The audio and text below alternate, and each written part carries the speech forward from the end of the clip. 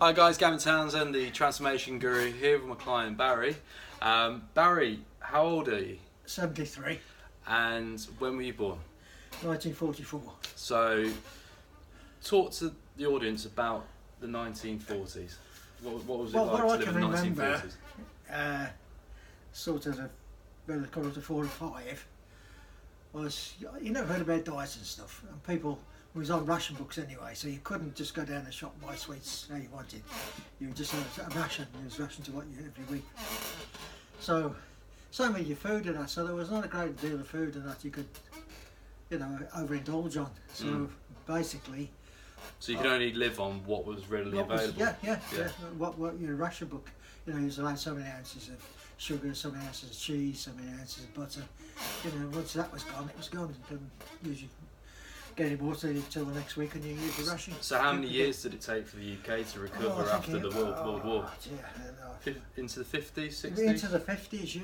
Yeah, into the 50s, yeah. Yeah, and what was the average waistline like back in the 40s, 50s and 60s? Well, there certainly wasn't so many overweight people in them days. I can't remember any. At school everybody was sort of, kids were thin, Nobody's really fat. And what would you put that down to? Well, the diet, I suppose, the food, it just wasn't there to have. So wasn't readily available. So the sugars, the bad foods weren't so readily available. Yeah, today you've got all your fast food stuff. You big chain stores, say burgers and whatever. And people are just tempted by it, aren't they? All the advertising on the telly about showing you these Big Macs and that, and they look good, but they don't do anything. In practice, was everyone a bit more physical and a bit more active? Oh yeah, because there wasn't the cars about then. We didn't have cars then. Well, did you have like horse and cart more so? No, not far back. Well, imagine an milkman and did used to come around with horse and cart. So there was a balance between those who walked more, cycled perhaps for commuting. You walked everywhere in those days because you got a bus because nobody, working class people just didn't have cars, didn't have the money for it. So you did more walking, and as kids we was always out playing. We was never stuck in like they are today on the computer with a phone and that, for hours. So you were allowed to get bored, but then if you were bored, you went out and physically did something. We was out running about playing all the time. We was always out, so I can never remember really being in. I used to like to get out when I was a kid. Well, we all did, And what was your favourite sport activities? Well, we used to go to the park. There was a couple of parks by where I lived. We used to use. Not drinking cider. That's a joke. Not that age. Not that age. That's what teenagers do. I don't get any further cider then. So you were running around playing in the park? Yeah, just running around the streets or whatever. On our bikes. We used to be on our bikes a lot. That was And you were more physical as well. Oh, God, yeah. So naturally, in the 40s, 50s, 60s, even in the 70s, people were more active. They physically communicated with one another. They did more activity on a day-to-day basis. But obviously, post-war, for at least a decade, there was rationing. Yeah. And also, there was I would imagine, a slow transition between healthy foods and readily available unhealthy foods. Yeah, there was. Yeah. Is that right? Yeah. And then, at what age and what decade did you recognise the introduction of fast food? Oh, I don't know. Probably in the 80s, I should think. Was it? Yeah. And at what decade did you recognise the trend of weight loss clubs and diets? Well, I think on that one, I don't know, because I never really took much notice of them myself in them days. But what sort of decade would you say they came out more in abundance? I would say probably late 80s, 90s. So you're noticing trends there? So the fast food chains got more prominent around the 70s and 80s, but diets became more of a thing because people were basically piling weight on as a result of fast food and sedentary lifestyles. So diets have become more fashionable in the last 30, 40 years. And have you seen a huge change then in the average waistline comparatively to like the 60s, 70s and now? Yeah, huge difference. So what would you say the average waistline was like?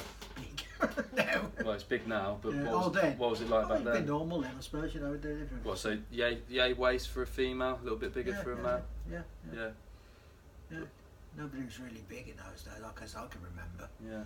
But today it's There's so many people overweight now. Does it stun you? Does it shock you? Or? It does, yeah, because they're not just a bit overweight. They don't, a lot obese. Well, that's it. We've never had so much food available to us. We've also never had so much fitness knowledge open to us as well. And obviously, with that in mind, we've never had so much abundance of health and fitness readily information. Yet we're at the most obese and unhealthiest we've ever been as Western culture. And also combine that with. Has it been a bit of a shock to you over the last decade, seeing the amount of people glued to their phones, playing on social media? And it is. Have you noticed any societal changes there? Well, everybody seems to have their head stuck in their phone these days, and when you're walking around town, everybody, click, click. They never seem to put them down. They're glued to them. So that's going to be a future issue, obviously, with mental health. Yeah, if you go out somewhere to a restaurant or you go for a drink or something, there's people in the pubs and whatever, and they're not conversing with each other. Well, yeah, I've seen in a restaurant. You've got a family of 6, 2 parents and 4 kids, and they're all on their phone. Yeah. So, does that sadden you really? It does, yeah, because where's the conversation? Where's the connection between families and the communication between them? If it's not, is there? No. So that's only going to have a distorted future for a lot of people as well, isn't it? So, what we've established today, we've identified that there's been a huge increase in weight gain, obesity trends. We've also recognised that the abundance of food, fast food as well, readily available food, is there. But also the irony of it is we've never had so much health and fitness awareness, but yet we're more obese than ever. So if you look at the future trends, it's not looking to be pretty, is it? Over the next decade, what do you think? Yeah, I'd agree with that. Yeah, unless people really change. Yeah, so we're going to have start the lifestyles. And that's it. So it's more of a lifestyle change. Yeah, I mean, it's out there now. It's enough in the media about the way we're going, and for people to change. But people are going to have to want to change. Yeah, but they're going to want to change. It's like with you, Barry's lost about half a stone, just under half a stone. Well, since last year, I've lost. Getting on for 2 stone now. Yeah, 2 stone. So it's stone and a half by yourself. And then with myself, about another half a stone. And for yourself, it's really good to see strength getting you stronger and fitter at that as well. But again, over the next decade, I have predicted that there's going to be more levels of loneliness. There's going to be because of the excessive engagement with mobile and internet devices, the likes of fitness is going to be at all-time high in abundance, yet obesity trends are soaring more so as well.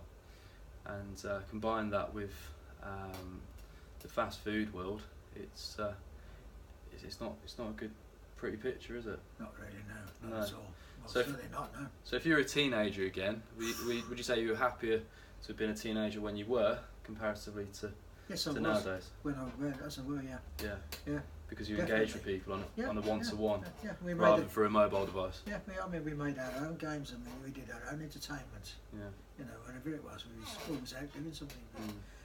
Cycling, swimming, just even walking. Going on. One of our favourite things was going to the hills. Doing something physical, actually getting out there. Yeah. So to conclude, if you just go back to basics, if you simply do things like what Barry did in the 1940s and 50s and 60s, as in ate healthily, ate sensibly, and did more outdoor activity, you too will get fitter and healthier. Thanks, Barry. Thanks for the welcome. video, and make sure to hit that subscribe channel on the YouTube. Thanks, guys. On YouTube, is it? Yep.